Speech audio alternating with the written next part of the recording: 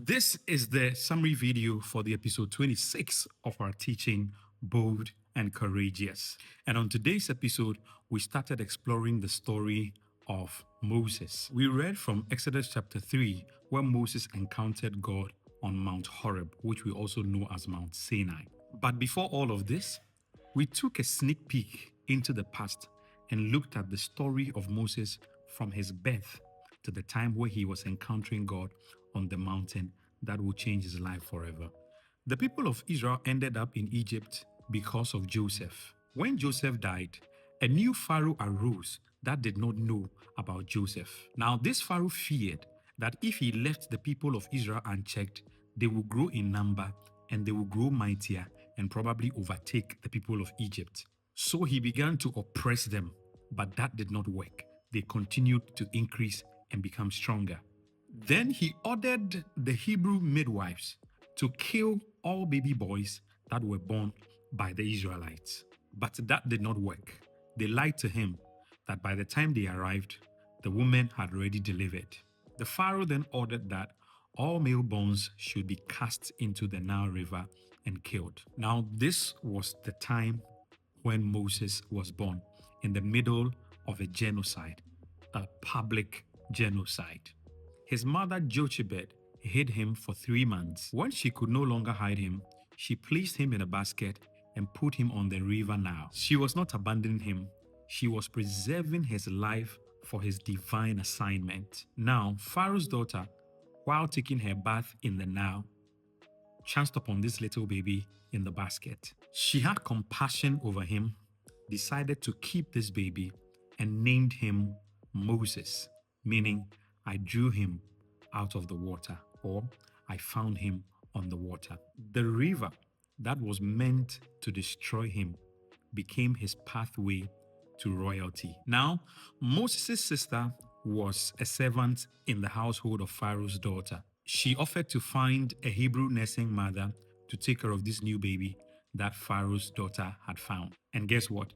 She brought their own mother to take care of little Moses, and she got paid for it. Imagine taking care of your own child and getting paid for it.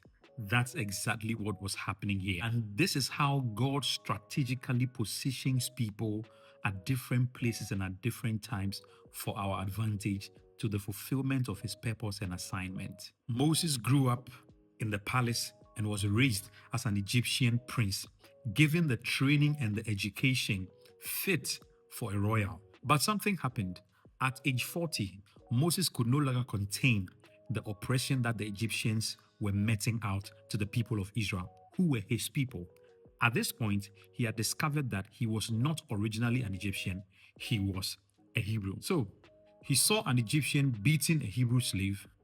He got angry and killed the Egyptian. When the news spread, he ran away from Egypt and hid himself in Midian. There in Midian, he became a shepherd, tending sheep in the wilderness. On one of those days where he was carrying out his duty as a shepherd, he chanced upon the daughters of Jethro, who were being attacked by nomads.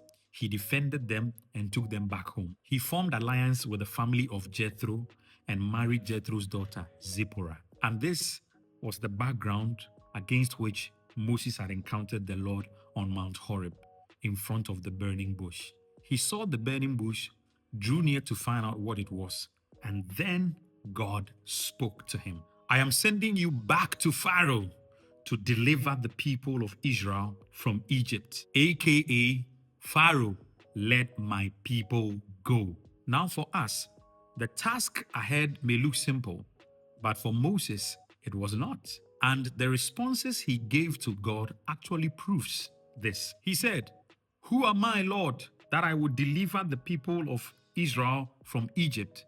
That was identity insecurity. What if they do not believe in me? That was the fear of rejection. But Lord, I am slow of speech. I don't know how to communicate fluently. That was an awareness of his physical limitation. Please, Lord, please send someone else, not me.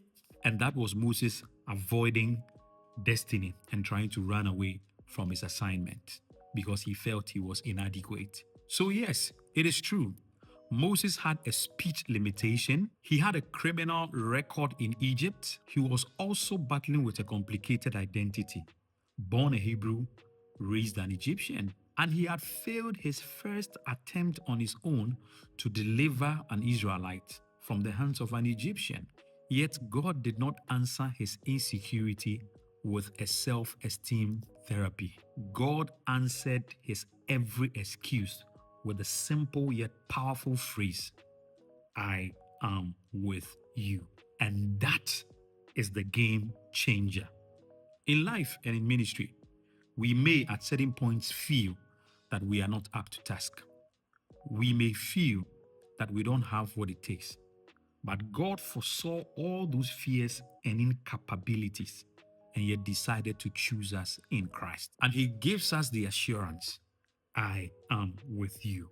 That is enough to walk as a victor, to go, to see, and to conquer. Anytime God called anybody for an assignment, He was sure to always tell the person, do not be afraid, for I am with you. He knew that that was the answer and that was the mindset they needed to fulfill His assignment. God was truly committed to His people. And now in Christ Jesus, we have the same calling and God's commitment to that calling. He whispers to us, I am with you, and I will be with you wherever you go. Today was just the introduction. The full message is available on Telegram on our podcast, Good News Podcast. You can check it out and you will be blessed. If this video has blessed you, like it, share it, and leave a comment in the comment section. If you love Christocentric content, then this is the place.